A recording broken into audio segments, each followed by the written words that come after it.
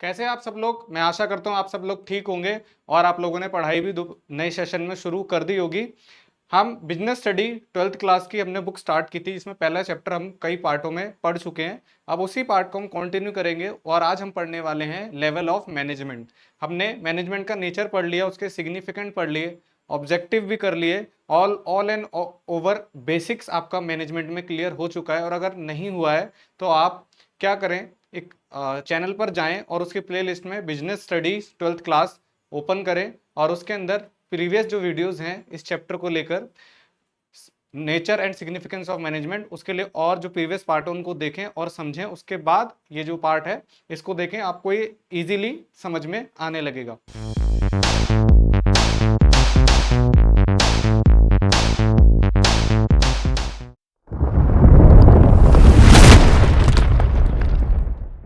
Commerce के अंदर management का जो टॉपिक है वो सबसे ज़्यादा इंपॉर्टेंट है। इवन अगर आप देखें अपनी बुक को, बिजनेस की जो बुक है वो ऑल एंड ओवर पूरी ही बुक मैनेजमेंट के ऊपर ही है। उस मैनेजमेंट को समझने के लिए हमें उन मैनेजमेंट को 3 पार्टों में समझना पड़ेगा, जो आज की वीडियो में हम समझेंगे। मैनेजमेंट सिर्फ एक रूलिंग स्ट्रक्चर नहीं है। मैनेजमेंट के अंदर काफ़ी सारी अथॉरिटीज़ भी होती हैं, रिस्पॉन्सिबिलिटीज़ होती हैं, इवन बॉन्ड्स भी होते हैं जो कि काम करते हैं एक पॉजिटिव इन्वायरमेंट के अंदर। अगर बिजनेस के अंदर पॉजिटिव इन्वायरमेंट नहीं है तो मैनेजमेंट के कितने भी लेवल बना दिए जाएं, मैनेजमेंट सक्सेसफुल नहीं होगा। तो management it's all about positive environment. Business के अंदर अगर आप पॉजिटिव इन्वायरमेंट क्रिएट करते हैं तो आपका मैनेजमेंट के लेवल कितने भी हों वो सक्सेसफुल होंगे। तो आज हम बिजनेस स्टडीज के अंदर लेवल ऑफ मैनेजमेंट पढ़ने वाले हैं। लेवल ऑफ मैनेजमेंट को पढ़ने के लिए हम एक एग्जांपल लेते हैं ताकि आपको समझ में आने लगे, क्योंकि आप एक स्कूलिंग स्टूडेंट हैं तो आपको लेवल ऑफ मैनेजमेंट समझने के लिए थोड़ी सी डिफिकल्टीज होगी, क्योंकि आपने किसी ऑर्गेनाइजेशन के अंदर उन चीज़ों को एक्सपीरियंस नहीं किया। तभी आपको थोड़ी हो सकता है वर्डिंग लगे कि न्यू वर्डिंग्स हैं, ये क्या क्या वर्डिंग्स आ रही हैं। तो हम क्या करते हैं कि एग्जांपल लेते हैं लेवल ऑफ मैनेजमेंट समझने के लिए। आप ही के स्कूल का एग्जांपल लेते हैं, क्योंकि आपने एक्सपीरियंस किया अभी तक स्कूल, आपने किसी कंपनी में काम नहीं किया, क्योंकि आप अभी स्टूडेंट हैं इसलिए कहीं वर्किंग नहीं है। तो मैनेजमेंट को समझने के लिए आप अपने स्कूल का एग्जांपल ले सकते हैं। आपके स्कूल में सबसे हेड पे कौन होता है? अगर हम एग्जांपल ले गवर्नमेंट स्कूल्स का तो सबसे हेड पर प्रिंसिपल होता है। वाइल अगर हम एग्जाम्पल लें प्राइवेट स्कूल में तो वहां पर प्राइवेट स्कूल में टॉप पर डायरेक्टर होता है, डायरेक्टर के बाद आपके प्रिंसिपल होते हैं, उनके बाद टीचर्स होते हैं, टीचर्स के बाद स्टूडेंट्स होते हैं। तो आपने देखा कि टॉप पर डायरेक्टर और प्रिंसिपल, देन उनके अंडर टीचर, और टीचर के बाद कौन आ रहा है? आपका स्टूडेंट। तो इसी सीक्वेंस को हम मैनेजमेंट में कन्वर्ट करके देखते हैं और पता लगाते हैं कि लेवल क्या है मैनेजमेंट में। मैनेजमेंट में आपका हमने एग्जाम्पल लिया स्कूल का। स्कूल में टॉप पर क्या होता है? टॉप में कौन से बंदे होते हैं? टॉप में या तो आपका डायरेक्टर होगा या फिर प्रिंसिपल। ठीक है, ये हो गया लेवल 1। उसके बाद उस डायरेक्टर या प्रिंसिपल के बाद जो लेवल आता है, कौन सा लेवल आता है आपका? मिडल। उसके अंदर कौन होते हैं? उसके अंदर होते हैं आपके teachers and non teaching staff, क्योंकि स्कूल में सिर्फ टीचिंग नहीं, नॉन टीचिंग स्टाफ भी होता है। आपके स्कूल में क्लर्क भी होंगे, पियोन भी होंगे, ये सब भी होते हैं ना, तो वो भी किस लेवल में आते हैं? मिडिल लेवल में आ जाते हैं। फिर थर्ड लेवल पे आते हैं कौन? जिसको हम बोलते हैं लो लेवल। उसमें आते हैं आपके स्टूडेंट्स। कौन आते हैं? स्टूडेंट्स। ठीक है, और आप ऐड करना चाहें एंड पेरेंट्स, पेरेंट्स भी आते हैं। अब मैंने इन चीजों को डिवाइड क्यों किया? क्योंकि जो टॉप लेवल पे होते हैं स्कूल में, सारे की सारी अथॉरिटीज उनके हाथ में होती हैं। वो ही पूरे स्कूल में कमांड करते हैं, अथॉरिटीज देते हैं, रिस्पॉन्सिबिलिटीज डिस्ट्रीब्यूट करते हैं। कौन करते हैं? टॉप लेवल वाले। तो कौन? जैसे कि डायरेक्टर प्रिंसिपल को कुछ काम दे सकता है, ठीक है, और वो काम जो करवाना है प्रिंसिपल उसको क्या करेगा? अपने जो अंडर जो लेवल है, किसका? मिडिल लेवल है, जिसमें टीचर्स होते हैं, उनको देंगे। फिर टीचर्स उसी काम को किसके थ्रू कंप्लीट करवाएंगे? स्टूडेंट्स के थ्रू। ये कोई ऐसा मजदूरी वाले काम की बात नहीं हो रही कि प्रिंसिपल का क्या गोल रहता है कि उनके स्कूल का रिजल्ट सबसे हाई हो और उनका स्कूल नंबर 1 हो उस एरिया में। अब स्कूल का रिजल्ट सबसे हाई रहे और नंबर 1 रहे, उसके लिए क्या करना पड़ेगा? एग्जाम की प्रिपरेशन करवानी पड़ेगी बहुत बढ़िया से। अब वो एग्जाम की प्रिपरेशन बहुत बढ़िया से कौन करवाता है? आपके टीचर्स करवाते हैं। अब टीचर्स वो प्रिपरेशन किन से करवाते हैं? स्टूडेंट से करवाते हैं।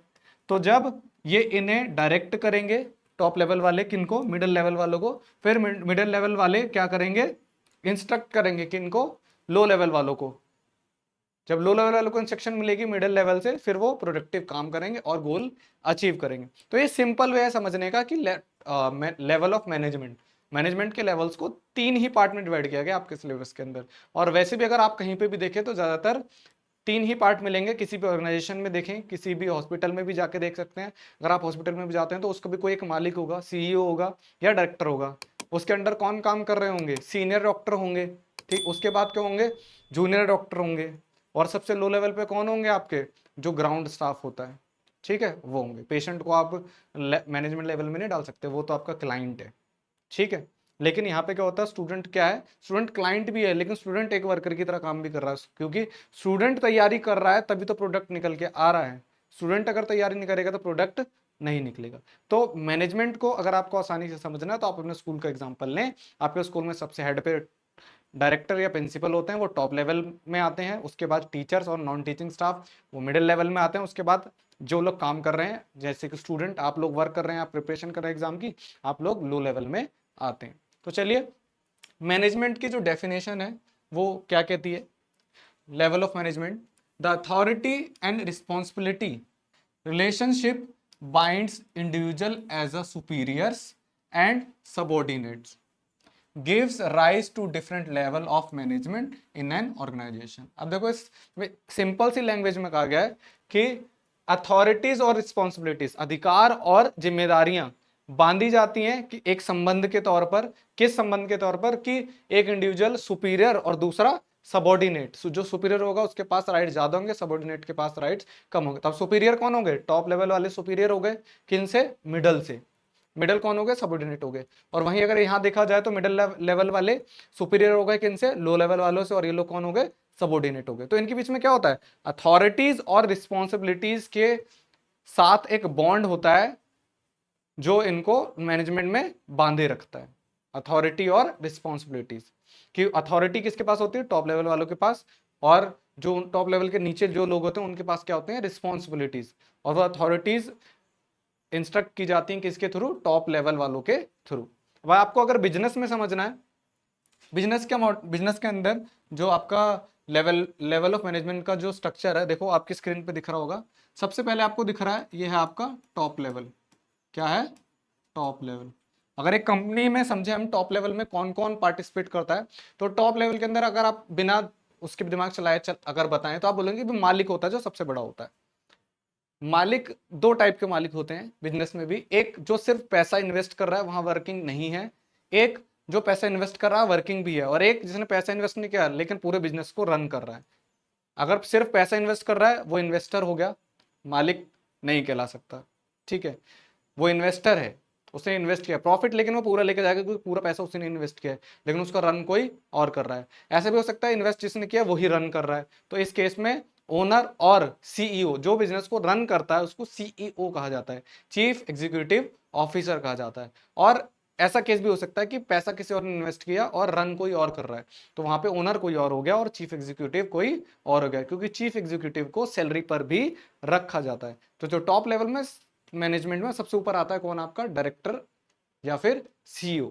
तो यहाँ पे देखो कुछ एग्जांपल्स दे रखे हैं कि टॉप लेवल में कौन कौन आते हैं। टॉप लेवल में आपका आता है बोर्ड ऑफ डायरेक्टर, जो पूरे बिजनेस को जिसने डायरेक्ट किया है।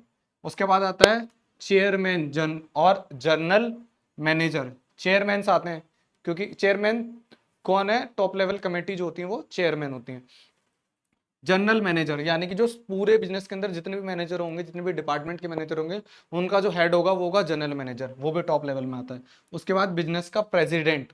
ये सारी पोस्ट हैं बिजनेस के अंदर, ये सारी पोस्ट स्कूल्स में नहीं देखने को मिलती हैं लेकिन बिजनेस के अंदर होती हैं। वाइस प्रेसिडेंट होगा, स्कूल में वाइस प्रिंसिपल आपने देखा होगा, तो प्रिंसिपल और वाइस प्रिंसिपल दोनों ही टॉप लेवल के अंदर आते हैं, ठीक है।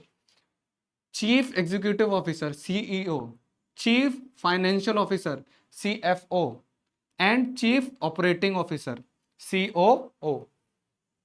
तो ये सारे जो ऑफिसर्स होते हैं, जो जितने भी ऑफिसर्स होंगे, जितने जनरल पोस्ट होंगी, वो सारी की सारी किसके अंदर आती हैं, मैनेजमेंट के टॉप लेवल के अंदर। ये इन सबके पास अथॉरिटीज होती हैं। क्या होती हैं, अथॉरिटीज, अधिकार होते हैं, काम करने के अधिकार होते हैं, ये अपने अधिकारों के हिसाब से ही काम करवा सकते हैं। तो टॉप लेवल वालों के पास जो होती है पावर होती है, क्या होती है?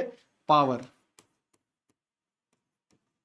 टॉप लेवल वाले क्या क्या यूज करते हैं? अपनी पावर को यूज करते हैं। उसके बाद आते हैं आपके मिडिल लेवल पे। किस पे आते हैं?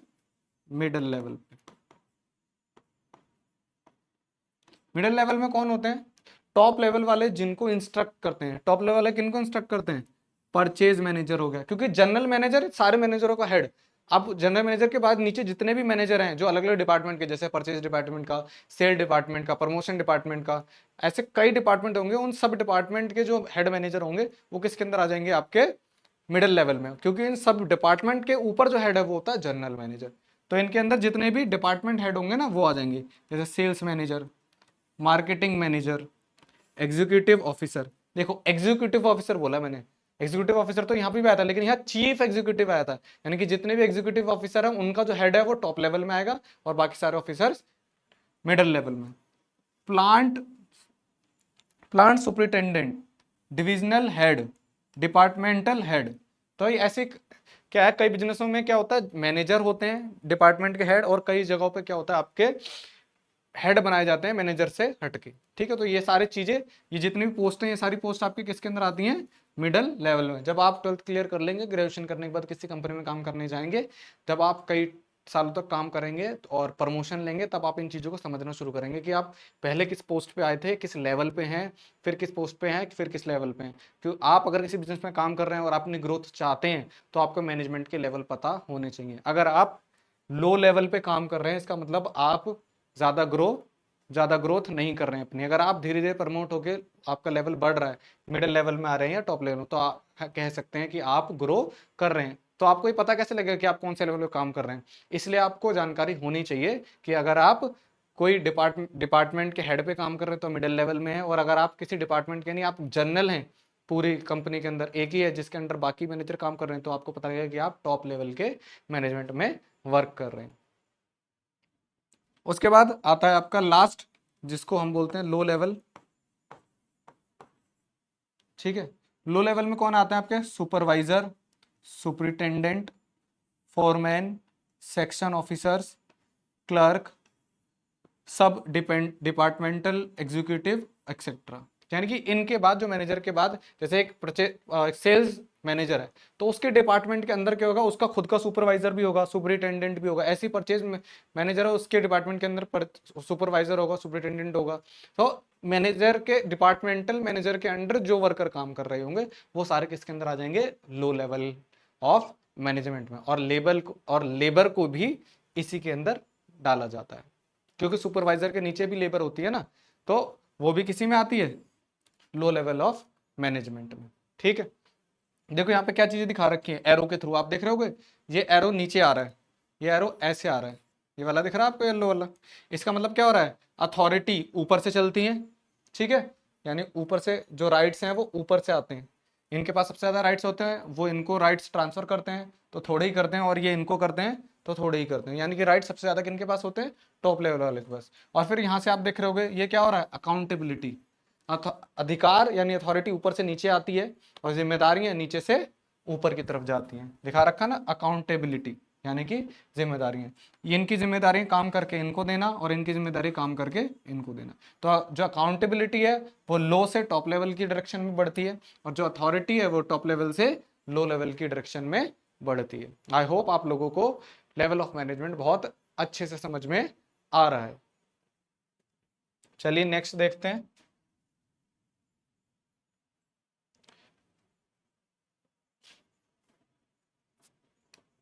Functions perform by top level. Top level के जो मैनेजमेंट में जितने भी लोग आते हैं, वो क्या फंक्शन परफॉर्म करते हैं? अभी आपने देख लिया जो टॉप लेवल में कौन कौन आते हैं, फंक्शन देख लेते हैं। They consist of the senior executive of organisation. For example, senior executive जितने भी वो आते हैं, उनके एग्जांपल दे रखे हैं। चीफ ऑपरेटिंग ऑफिसर, ये ऑपरेट करते हैं बिजनेस को, chief operating officer. Chief marketing officer, ये बिजनेस की जितनी भी मार्केटिंग स्ट्रेटेजीज होती हैं, स्ट्रक्चर होते हैं, उनको ये हैंडल करते हैं। उनके बाद मैनेजिंग डायरेक्टर, जितना भी काम हो रहा है एक डायरेक्टर उसको मैनेज करता है, वो मैनेजिंग डायरेक्टर हो गया। प्रेसिडेंट होता है कि क्या चेंजेस लाने हैं बिजनेस के अंदर, क्या चेंजेस नहीं लाने हैं, चीजों को कैसे कंट्रोल करना है नहीं करना, प्रेसिडेंट देखता है आपका।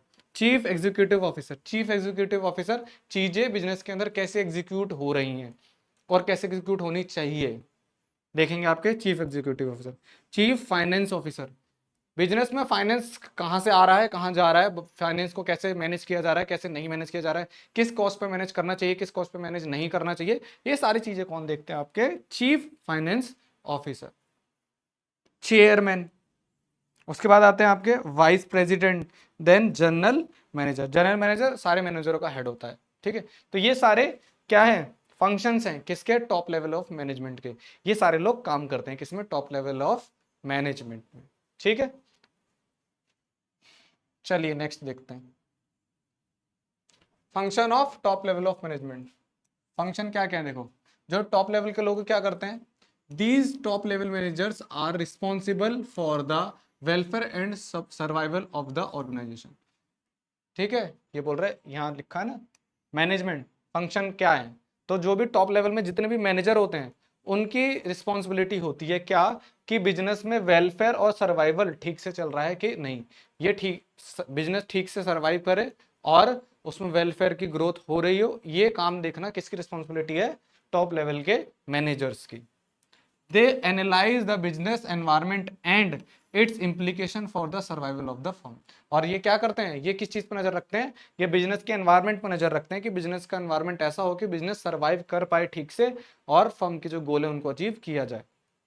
दे formulate overall organisational goals and strategies for the achievement of a goals. Top level में जितने भी डायरेक्टर बैठे हैं, सीईओ वगैरह बैठे हैं, तो ये लोग स्ट्रेटेजीज बनाते हैं जिससे बिजनेस के गोलों को अचीव किया जा सके।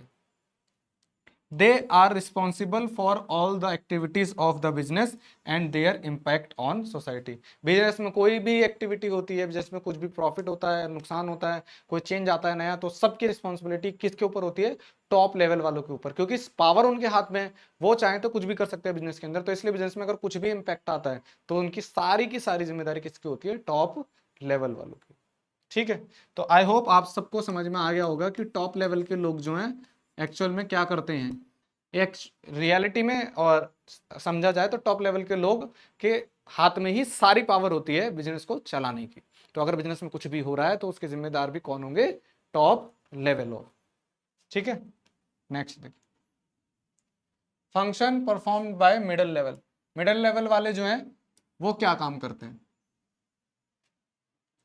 मिडिल लेवल में अभी आपने देखा ना, ज्यादातर कौन से होते हैं, डिपार्टमेंटल मैनेजर होते हैं, परचेज मैनेजर हो गया, सेल्स मैनेजर हो गया, तो ये सभी होते हैं। तो ये क्या करते हैं, अपने डिपार्टमेंट के वर्क जितने भी वर्क फंक्शन है उनको फॉलो करेंगे। देखो, middle management is the link between top and low level, क्योंकि बीच में तो आते हैं, ऊपर आगे आपके टॉप, बीच में मिडल, नीचे लो, तो इन दोनों का डायरेक्ट कनेक्शन नहीं हो सकता। ये क्या करते हैं, इनका कनेक्शन करवाते हैं यहां से ऐसे, क्योंकि लो लेवल वाले डायरेक्ट टॉप लेवल पर नहीं जा सकते। मिडिल लेवल वाले, ये मिडिल लेवल वाले क्या है, एक तरीके से बीच की कड़ी हैं, टॉप लेवल लो लेवल के बीच की कड़ी है मिडिल लेवल, जो इनका कनेक्शन बनाते हैं। लिखा ना, middle management is the link between top and low level managers, they are subordinate to top managers. जो मिडिल लेवल के मैनेजर होते हैं वो सबॉर्डिनेट होते हैं किनके, टॉप मैनेजर्स के, and superior to the first line manager, और सुपीरियर होते हैं किनके लिए, फर्स्ट लाइन मैनेजर के लिए। They are usually known as division head, इनको क्या जाता है, डिवीजन हेड, यानी डिपार्टमेंटल हेड भी बोल सकते हो और डिवीजन हेड भी बोल सकते हैं। तो मिडिल लेवल में जितने भी वर्कर होते हैं, जो काम कर रहे होते हैं मैनेजर्स, उन्हें बोला जाता है division head, because they are the head of their department. Okay, ठीक है। चलिए एग्जाम्पल दे रखे हैं, क्या क्या एग्जाम्पल है। पहला, प्रोडक्शन मैनेजर, प्रोडक्शन मैनेजर नहीं, प्रोडक्शन डिपार्टमेंट का head production manager. Finance manager, financial department का head financial manager. Marketing manager, marketing को चलाने वाला, पूरे मार्केटिंग एक्टिविटीज को देखने वाला मार्केटिंग मैनेजर। तो ये क्या है, अपने डिपार्टमेंट का head. Human resource management, HRM, HRM आपने सुना होगा। एचआरएम, एचआर का काम क्या होता है, बिजनेस के अंदर एम्प्लॉयज को हायर करना और उनको सही पोस्ट पर लगाना। तो यानी कि बिजनेस के अंदर ह्यूमन रिसोर्स मैनेजमेंट जो करता है उसे बोला जाता है एचआरएम, ठीक है, ह्यूमन रिसोर्स मैनेजर। लास्ट देखते हैं, function of middle level management, function क्या इनके, ये काम क्या करते हैं, आपने ये तो देख लिया कि इनके अंदर कौन कौन आते हैं, लेकिन ये काम क्या करते हैं, they interpreted the policies framed by top level management to lower level management, यानी कि टॉप लेवल वाले जो मैनेजर्स हैं या ऑफिसर्स हैं, उन्होंने जो पॉलिसीज बनाई हैं उनको ये क्या करते हैं, इंप्लीमेंट करते हैं, किन के ऊपर, लो लेवल के ऊपर, ठीक है।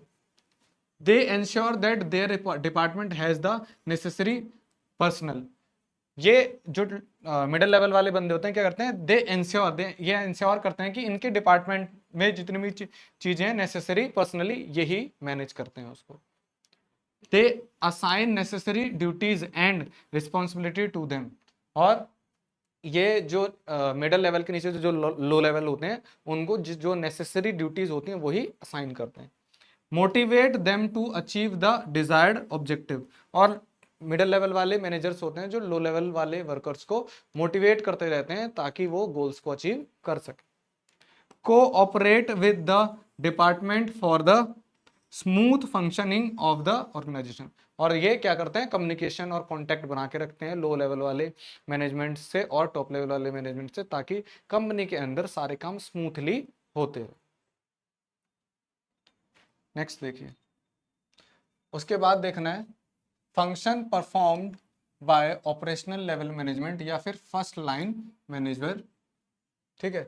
तो ये क्या होते हैं, फर्स्ट लाइन मैनेजमेंट या फर्स्ट लाइन मैनेजर्स, कुछ भी बोल सकते हो आप इनको। फोरमैन एंड सुपरवाइजर, यानी ये लो लेवल की बात कर रहा है, लो लेवल के बंदे क्या क्या काम करते हैं।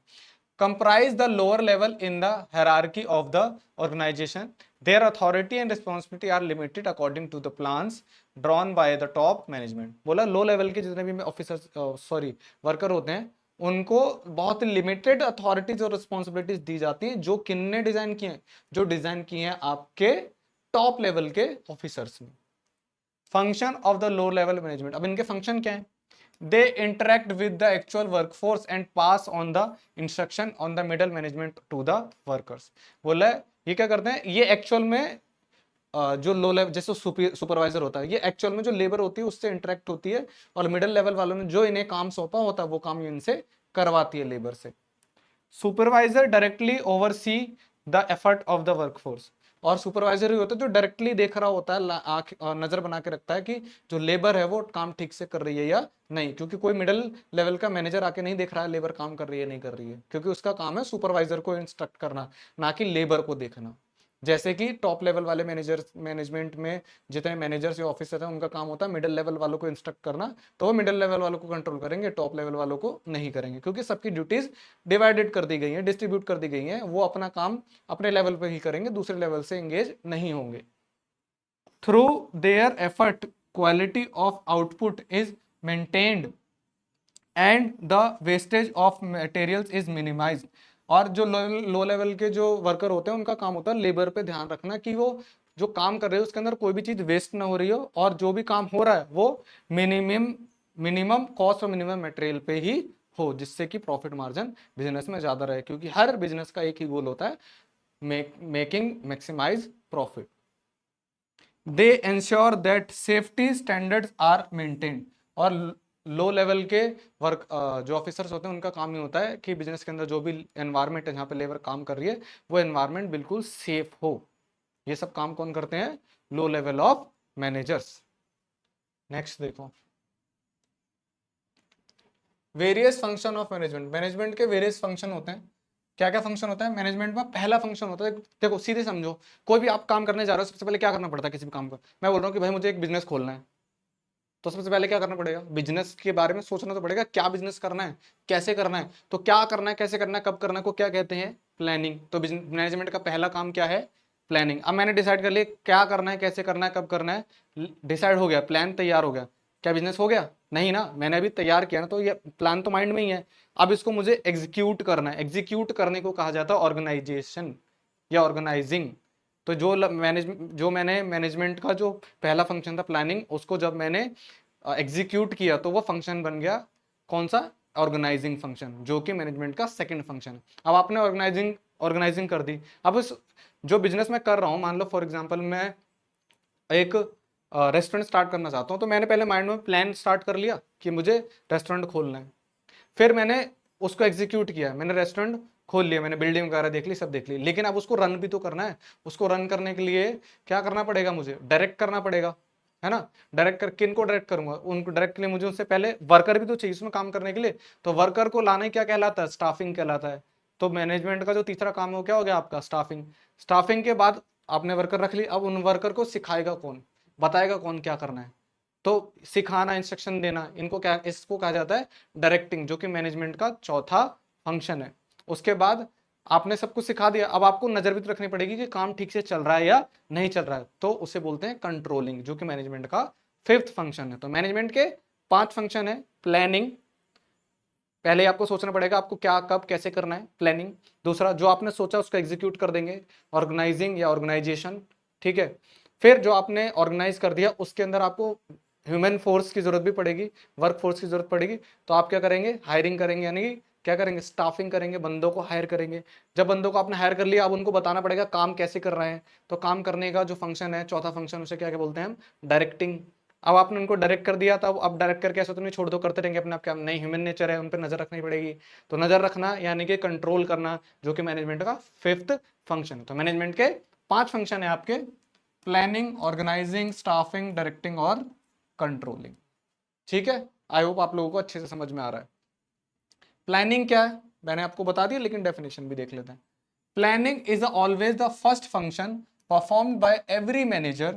Planning refers to deciding in advance what to do. Planning क्या है, हर बिजनेस के हर मैनेजर के का पहला काम है क्या करना, प्लानिंग करना। वो भी क्या प्लानिंग करना, एडवांस में डील करके रखना कि what to do, how to do, when to do, वही बोला ना, क्या करना है, कैसे करना और कब करना है, जो मैंने बताया वही। Who is going to do it, और उसे कौन करने वाला है। Planning is the base of other function of management, और प्लानिंग ही मैनेजमेंट के जो other rest of the 4 function है उस किस पे डिपेंड है, प्लानिंग पे, क्योंकि जब पहले प्लानिंग ही नहीं होगी तो आप काम कैसे करोगे। देन आता है आपका organising. Organising is the management function of organising duties. Organising का मतलब क्या है, अब आपने प्लानिंग कर ली, अब आप ड्यूटीज डिवाइड करो कि इसको क्या काम करना है। Grouping task, establishing authority and allocating resources required to carry out the specific plan, यानी कि जो प्लान बनाया है उसको कैरी आउट करने के लिए सब चीजों को, ड्यूटीज को, रिस्पॉन्सिबिलिटी को डिवाइड कर देना, ऑर्गेनाइजिंग कहलाना। अब वो ड्यूटीज डिवाइड तो कर दी, लेकिन उन काम को कौन करेगा, उसके लिए हमें क्या करनी पड़ती है, वर्कफोर्स चाहिए। तो हम स्टाफिंग करेंगे। Staffing simply means finding the right people for the right job. सही इंसान को सही जॉब के लिए ढूंढना, staffing. A very important aspect of management is to make sure that the right people with the right qualifications are available at the right place and times to accomplish the goals of the organization। बोला staffing, सही staffing वही कहलाई जाएगी यहाँ पे आप एक सही बंदे को सही पोस्ट के लिए सही समय पे हायर कर लेते हैं, लगा देते हैं, that is called a good staffing. ठीक है, उसके बाद आपने स्टाफिंग कर ली, अब आपने बंदों को हायर कर लिया, जॉब पे रख लिया, लेकिन काम कैसे करना है, डायरेक्ट भी तो करना पड़ेगा, बताना भी तो पड़ेगा उन्हें कि कैसे करना है। तो परफॉर्मेंस देखेंगे। Directing involves leading, influencing and motivating. Directing के अंदर क्या क्या इंक्लूड है, directing it is not a small task, it is a very huge task. See, directing involve leading, influencing, motivating employees to perform the task and assign to them, कि उनको motivate करना, ठीक है, उनको इन्फ्लुएंस करना, उन पे लीड करना कि आपको काम को कैसे कंप्लीट करना है जो काम आपको दिया गया। Establishing a atmosphere that encouraging employees to do their best. Directing includes supervision, motivation, communication and leadership. बोला एम्प्लॉयज को बेटर एनवायरनमेंट देना ताकि वो अच्छे से काम कर सके। और डायरेक्टिंग के अंदर क्या है, सुपरविजन भी इंक्लूड है, मोटिवेशन भी इंक्लूड है, और last and least communication. Directing के थ्रू ही लेबर से कम्युनिकेशन की जाती है ताकि गोल्स को अचीव किया जा सके। Last but not the least, controlling. अब सारा काम हमने सौंप दिया सबको, लेकिन अब हमें ध्यान भी तो रखना है ना, क्योंकि मैनेजमेंट एक ऐसा प्रोसेस नहीं है जो एक ही दिन में हो गया, ये चलता ही रहता है। अगर कोई चीज कंटिन्यू चलती है तो उस पर नजर रखना भी जरूरी है। तो कंट्रोलिंग क्या है, controlling is the management function of monitoring organisational performance, यानी कि ऑर्गेनाइजेशन के अंदर जो भी वर्कर काम कर रहा है उसकी परफॉर्मेंस को क्या करना, मॉनिटर करना, towards the attainment of organizational goals. In this function the manager tries to match the actual performance with the planners performance. और इस फंक्शन के अंदर, कंट्रोलिंग फंक्शन के अंदर, जो सुपरवाइजर या होते हैं, मैनेजर होते हैं, वो क्या करते हैं, वो देखते हैं कि परफॉर्मेंस ऐसी हो वर्कर्स की कि वर्कर की परफॉर्मेंस के साथ साथ बिजनेस का जो मेन गोल है वो भी अचीव किया जा सके। कोऑर्डिनेशन, कोऑर्डिनेशन क्या है? कोऑर्डिनेशन को आप ऐसे समझो कि अगर आप किसी भी जगह काम करने जाते हो तो वहां पे बहुत सारे लोग होते हैं ना, तो उन सभी लोगों के साथ में तालमेल बिठाना। क्योंकि अगर किसी जगह जा रहे हो, 4 लोग काम कर रहे हैं, 4 अलग अलग तरीके के लोग होंगे, लेकिन उनके बीच में ऐसा एनवायरनमेंट क्रिएट कर देना कि वो लोग मिलजुल के काम करें, इसी कोऑर्डिनेशन कहते हैं, सीधा और सिंपल। जो मिडिल लेवल वाले मैनेजमेंट में जो मैनेजर्स हैं, ऑफिसर्स हैं, वो क्या कर रहे हैं, टॉप लेवल और लो लेवल के बीच में क्या कर रहे हैं, कोऑर्डिनेशन का काम ही तो कर रहे हैं। Coordination is the process by which a manager synchronize activities of different department in order to achieve organizational goal। Coordination के अंदर जो मैनेजर्स होते हैं, क्या होता है कि जो आपके टॉप लेवल में जनरल मैनेजर होता है, उसके बाद मिडिल लेवल में डिपार्टमेंटल मैनेजर होते हैं। तो जितने भी डिपार्टमेंटल मैनेजर हैं, इनके बीच में कोऑर्डिनेशन बिठाता है कौन, जनरल मैनेजर। इनके बीच में तालमेल कौन बिठाता है, जनरल मैनेजर। तो इन सबके बीच में तालमेल बिठाना, ताकि जो अलग अलग डिपार्टमेंट है वो काम ठीक से टाइम पर करें, जिससे कि कॉमन गोल है जो बिजनेस को, उसे अचीव किया जा सके। इसी को कहते हैं कोऑर्डिनेशन, तालमेल बिठाना। अलग अलग डिपार्टमेंट के बीच में जो तालमेल बिठाया जाता है उसे बोलते हैं coordination. Coordination can be defined as the synchronisation of effort from the standpoint of the time and the sequence of execution. Coordination बोल रहे हैं कि उसको ऐसे समझा जा सकता है, it is the synchronisation of effort, कि आप कितना एफर्ट डाल रहे हो सीक्वेंस के थ्रू, टाइमली। अगर आप टाइमली सारी चीजें कर रहे हैं, सीक्वेंस में कर रहे हैं, तो बिजनेस गोल्स को अचीव करना बहुत आसान है। Coordination is the base of primary function. Coordination base ही है, अगर कोऑर्डिनेशन नहीं है तो बिजनेस में काम करना बहुत मुश्किल है। सब अपने अपने हिसाब से काम कर रहे हैं। प्रोडक्शन डिपार्टमेंट वाले ने प्रोडक्शन स्टार्ट कर दी है, लेकिन जो आपका सेलिंग डिपार्टमेंट है उसने अभी तक अपना काम शुरू ही नहीं किया, तो स्टॉक इकट्ठा होता रहेगा। या प्रोडक्शन डिपार्टमेंट वाले को अभी तक परचेजिंग डिपार्टमेंट वाले ने रॉ मटेरियल खरीद के नहीं दिया, इसलिए वो बिजनेस, वो काम नहीं कर पा रहे। तो इसलिए कोऑर्डिनेशन बिठाना बहुत जरूरी है। कोऑर्डिनेशन से क्या होता है, चीजें राइट टाइम पर की जाती है।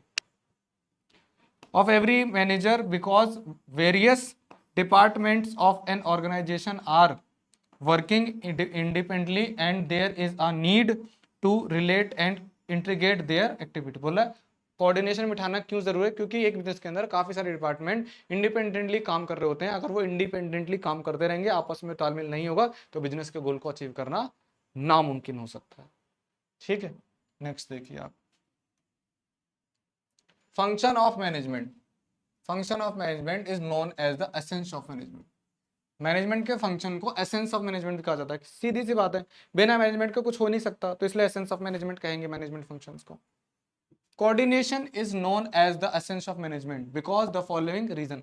बोलो कोऑर्डिनेशन को एक एसेंशियल पार्ट माना गया है मैनेजमेंट का। उसके क्या क्या रीजन है, क्यों माना गया है? पहला reason, coordination is needed to perform all the function of management. Coordination ही चाहिए हर फंक्शन को, क्योंकि अगर परचेज डिपार्टमेंट वालों ने रॉ मटेरियल टाइम पे खरीद कर अगर नहीं दिया प्रोडक्शन डिपार्टमेंट को, तो प्रोडक्शन डिपार्टमेंट काम नहीं कर पाएगा। प्रोडक्शन डिपार्टमेंट प्रोडक्शन नहीं करेगा, सेल डिपार्टमेंट कैसे प्रोडक्ट को सेल करेगा? तो सीधी सी बात है, जब प्रोडक्शन डिपार्टमेंट को raw material purchasing department time पे रॉ मटेरियल देगा, तो प्रोडक्शन डिपार्टमेंट सेल्स डिपार्टमेंट को टाइम पर फाइनल गुड देगा, जिससे काम क्या होगा, सीक्वेंस में चलता रहेगा। इसलिए कोऑर्डिनेशन की जरूरत है, ताकि परचेज डिपार्टमेंट कोऑर्डिनेशन बिठाए प्रोडक्शन डिपार्टमेंट से, प्रोडक्शन डिपार्टमेंट कोऑर्डिनेशन बिठाए सेल्स डिपार्टमेंट से। एक टाइम दे दिया जाए कि भाई परचेज डिपार्टमेंट को 1 महीने के अंदर स्टॉक खरीद के देना है, क्योंकि प्रोडक्शन मैनेजमेंट को 1 महीने के अंदर प्रोडक्शन तैयार करके सेल्स डिपार्टमेंट को देना है। The process of coordination begins at the planning stage when top management plans for the whole organization. Based on plans, then the organization structure is developed. Staff is required, selected and trained as per organization structure and plans to ensure the right execution of plans direction are given। यही बता रखा है कि coordination is needed to perform all the function of management. जितने भी function है उनके बीच में तालमेल बिठाना है, इसलिए भी आपका जरूरी है क्या, कोऑर्डिनेशन। दूसरा reason, coordination is required at the all level. All level पे कोऑर्डिनेशन क्यों चाहिए? क्योंकि जो टॉप लेवल वालों ने जो चीजें प्लान कर रखी हैं, उन चीजों को एग्जीक्यूट करने के लिए, और मिडिल लेवल पे वो लोग डिपेंडेंट होते हैं, उनको अथॉरिटीज देते हैं, राइट्स देते हैं कि इन चीज़ों को करो। फिर मिडिल लेवल वाले किन के साथ कनेक्ट होते हैं, लो लेवल वाले को। तो उनके बीच में जब कोऑर्डिनेशन बैठेगा तो चीज़ें टाइम पर हो पाएंगी। कोऑर्डिनेशन सीधा सिंपल समझो, चीज़ों को टाइमली और राइटली करना ही कोऑर्डिनेशन कहलाता है। तो एक तरीके का क्या होता है, तालमेल होता है। Coordination is the most important function of an organisation. Coordination क्या है, सबसे इंपॉर्टेंट फंक्शन है, क्योंकि अगर मिडिल लेवल का एग्जांपल लें तो मिडिल लेवल में इतने डिपार्टमेंट होते हैं कि अगर कोई भी डिपार्टमेंट एक भी काम टाइम पे ना करे तो सारा का सारा जो फंक्शन है मैनेजमेंट का वो खराब हो सकता है। तो इसलिए उनके बीच में कोऑर्डिनेशन बिठाई जाती है, ताकि सब डिपार्टमेंट अपने अपने टाइम पे काम करें, ताकि अगला डिपार्टमेंट अपनी प्रोडक्टिविटी को दिखा सके। Any company which fails to coordinate its activities cannot survive and run successfully for a long period। बोला अगर कोई भी कंपनी के अंदर कोऑर्डिनेशन नहीं है तो वो बहुत टाइम तक ज़्यादा सर्वाइव नहीं कर पाएगी। Coordination to make sure that planned objective are achieved within minimum conflict. और कोऑर्डिनेशन क्यों की जाती है, ताकि बहुत ही कम कन्फ्लिक्ट हो लोगों के अंदर और काम आसानी से किया जा सके। Thus, coordination is not a separate function of management, but it is very essence like a thread in a garland. Coordination is a part of all management function। बोला कि कोऑर्डिनेशन कोई एक सेपरेट पार्ट नहीं है management का, कहीं से आपको कोऑर्डिनेशन दिखेगी, कोऑर्डिनेशन दिखती भी नहीं है। बाकी आपको मैनेजमेंट के जो फंक्शन है दिखेंगे, लेकिन कोऑर्डिनेशन दिखेगी नहीं। कोऑर्डिनेशन एग्जिस्ट करती है और इंपॉर्टेंट एसेंस पार्ट है। अगर कोऑर्डिनेशन नहीं होगी तो कोई भी मैनेजमेंट का जो फंक्शन है वर्क नहीं करेगा। ठीक है, चलिए फीचर ऑफ कोऑर्डिनेशन। कोऑर्डिनेशन के फीचर क्या है देख लीजिए। Coordination integrates group effort. Coordination क्या करता है, ग्रुप्स के एफर्ट्स को इंटीग्रेट करता है। सारे लोग मिलकर काम कर रहे हैं, कोऑर्डिनेशन की वजह से ही कर रहे हैं, वरना कोऑर्डिनेशन ना हो तो लोग मिलकर काम नहीं कर पाएंगे। Coordination unifies unrelated or diverse interest into purposeful work activity. It gives a common focus to a group effort to ensure that performance is as it was planned and scheduled। बोला है कोऑर्डिनेशन ही है जो एक sink बनाता है कि performance ऐसी हो जैसे कि वो प्लान की गई हो। Coordination ensure unity of action. Coordination he unity of action को भी एंश्योर करता है, क्योंकि कोई काम किसी को दिया गया है उसको वो ठीक से कर रहा है या नहीं कर रहा है उसको कोऑर्डिनेट करके ही पता कर पाएंगे। The purpose of coordination is to ensure unity of action in the realisation of common purpose. It acts as the binding force between departments and ensure that all actions is aimed at the achieving the goal of the organisation. बोला कि coordination बिठाई जाती है बाकी सारे department के बीच, ताकि उनके बीच तालमेल बना रहे और वो जो बिजनेस का कॉमन गोल है उसको अचीव करने में ग्रो करें। Coordination is a continuous process. और कोऑर्डिनेशन भी मैनेजमेंट की तरह कॉन्टिन्यूस प्रोसेस ही है। कोऑर्डिनेशन जब तक बनी रहेगी तब तक मैनेजमेंट जो स्मूथली चलेगा। कोऑर्डिनेशन नहीं होगी मैनेजमेंट स्मूथली नहीं चलेगा, मैनेजमेंट ब्रेक हो जाएगा और बिजनेस ठप हो जाएगा। Coordination is not a one time function but a coordination process. It is begins at the planning stage and continues till controlling। बोला है प्लानिंग से ही स्टार्ट हो जाता है और टिल कंट्रोलिंग तक चलता रहता है। ठीक है, आई होप आप लोगों को समझ में आया होगा कोऑर्डिनेशन क्या है। Coordination is an all pervasive function. Coordination एक परवेसिव फंक्शन है। क्यों? क्योंकि कोऑर्डिनेशन हर जगह लगता है, बिना कोऑर्डिनेशन का कोई काम हो ही नहीं सकता है। स्कूल का भी एग्जांपल ले लें, स्कूल में इतने सारे टीचर होते हैं, अगर कोई एक टीचर एब्सेंट होता है तो उसकी जगह दूसरे टीचर का क्या किया जाता है, आपका पीरियड लगा दिया जाता है। तो कोऑर्डिनेशन है ना उनके बीच में कि एक बंदा एब्सेंट है तो उसकी जगह पे दूसरा बंदा काम करेगा। अगर वो बंदा एब्सेंट की जगह दूसरा बंदा काम नहीं करने आ रहा है तो जो स्कूल का जो फंक्शन है वो मैनेजमेंट है वो फेल हो जाएगा। Coordination is required at all level of management due to the interdependent nature of the activities. बोला है कोऑर्डिनेशन मैनेजमेंट में हर जगह होता है, क्योंकि मैनेजमेंट के अंदर सारी की सारी एक्टिविटी इंटरडिपेंडेंट होती है, एक दूसरे पे डिपेंड। जैसे परचेज डिपार्टमेंट पे डिपेंड है आपका प्रोडक्शन डिपार्टमेंट, और प्रोडक्शन डिपार्टमेंट पे डिपेंड है आपका सेल्स डिपार्टमेंट। अब सेल्स डिपार्टमेंट पे डिपेंड है कौन? आपका फाइनेंस डिपार्टमेंट। फाइनेंस डिपार्टमेंट पे कौन फिर से डिपेंडेंट है? Purchase department. सारे एक दूसरे पे डिपेंड ही है ना। It integrate the effort of different department and different levels. ये क्या करता है? इंटीग्रेट करता है डिफरेंट एफर्ट और डिफरेंट डिपार्टमेंट्स के आपस में। Coordination is deliberate function. Coordination क्या है? एक डेलिब्रेट फंक्शन है। कोऑर्डिनेशन करनी ही पड़ती है, अगर कोऑर्डिनेशन नहीं हो रही है तो फंक्शन स्मूथली नहीं चलेंगे। A manager must coordinate the effort of different people consequently and deliberately. Even when a member of a department willingly cooperate and work, coordinating gives direction to that willing spirit. जो coordination क्या करती है? एक direction देती है किसी भी individual को उसकी स्पिरिट के अकॉर्डिंग काम करने के लिए। Coordination is the responsibility of all manager. Coordination क्या है? रिस्पॉन्सिबिलिटी हर मैनेजर की, चाहे वो टॉप लेवल पे है, चाहे वो मिडिल पे है, चाहे वो लो लेवल पे। कोऑर्डिनेशन हर जगह है। Coordination is the function of every manager in the organisation. The top level tries to coordinate to overall plans and policies of the business. The middle level tries to coordinate departmental activities, and last but not the least lower level coordination the activities of the workforce. तो coordination हर जगह है, यानी कि काम को ठीक से सही समय पे करना, कोऑर्डिनेशन ठीक से कर लेना, है ना। क्योंकि अगर बहुत सारे बंदे हैं तो आपस में तालमेल नहीं होगा तो काम नहीं हो पाएगा। तो coordination is all about making तालमेल। तालमेल, कोऑर्डिनेशन को हिंदी में कहते हैं तालमेल। Importance of coordination. कोऑर्डिनेशन की इंपॉर्टेंस क्या है? इतना कुछ पढ़ लिया कि कोऑर्डिनेशन हर जगह है, बिजनेस के हर पार्ट में कोऑर्डिनेशन ही है, तो क्या इंपॉर्टेंट नहीं होगा? क्या इंपॉर्टेंट है भाई, बहुत इंपॉर्टेंट है। पहला, coordination is very important for organizational efficiency as it is integrate the effort of individuals, development departments, specialists and harmonies to individual or organizations goal।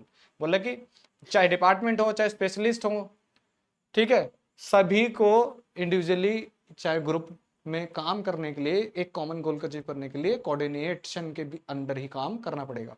Size of the organisation, organisation का size बड़ा होने की वजह से भी coordination की बहुत ज्यादा जरूरत है। जहाँ पे बहुत सारे बंदे होंगे, बहुत ज्यादा डाइवर्सिटीज होगी, बहुत ज्यादा लोगों की अलग अलग तरीके की थिंकिंग होगी, लेकिन कोऑर्डिनेशन के थ्रू ज्यादा लोगों को एक ही कॉमन गोल की डायरेक्शन में काम करवाना किसका काम है? कोऑर्डिनेशन का काम है।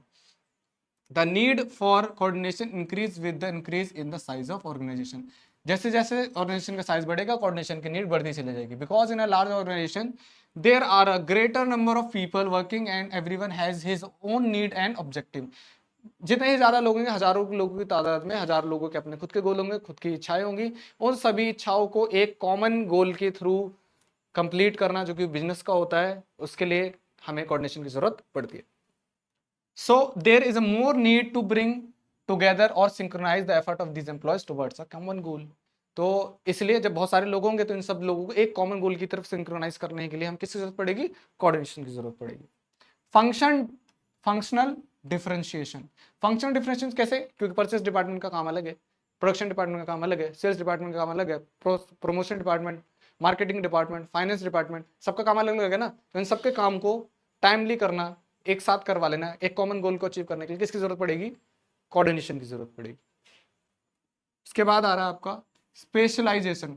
बिजनेस के अंदर जितने ज्यादा स्पेशलाइजेशन होंगे उतनी ज्यादा हमें कोऑर्डिनेशन की जरूरत पड़ेगी, क्योंकि हर कोई बंदा अपनी अपनी फील्ड में स्पेशल होगा, तो उसको हर एक चीज टाइमली चाहिए होगी। In large and modern organization, there is a high degree of specialization, and the specialist or expert feel that they are only qualified people and they always take the right decision in the right direction। बोला जितने ज्यादा specialist होंगे वे सोचेंगे कि हम इस field के specialist हैं और उनको ज्यादा सुपीरियर फील होगा, तो इन सब और उनके जो डायरेक्शन डिसीजन होंगे वो ज्यादा बढ़िया होंगे, ऐसे उनकी फीलिंग होगी, डिसीजन होंगे। They do not take advice or suggestion from others in their area specialization। this often lead to conflict। जब वो सोचेंगे हम ही स्पेशल ना, तो किसी से सजेशन भी नहीं लेंगे, जिससे क्या होंगे? कॉन्फ्लिक्ट क्रिएट होंगे। among the different specialists and needs coordination to be resolve the conflict। तो जब बहुत सारे स्पेशलिस्ट एक ही जगह काम करेंगे तो उनके बीच के कन्फ्लिक्शन को कौन खत्म करेगा? the one and only coordination। ठीक है, चलिए, आई होप आप लोगों को ये चैप्टर बहुत अच्छे से समझ में आया होगा। हम जो चैप्टर पढ़ रहे थे वो था आपका chapter significance and nature and significance of management. आज आपका चैप्टर कंप्लीट हो गया है, ठीक है। तो आई होप आप लोगों को मैनेजमेंट का जो चैप्टर है बहुत अच्छे से समझ में आया होगा, और ऐसी और वीडियोस आपके लिए लाता रहूंगा। Till then take care, bye bye. मैं आपका एजुकेटर रिंकू शाक्या।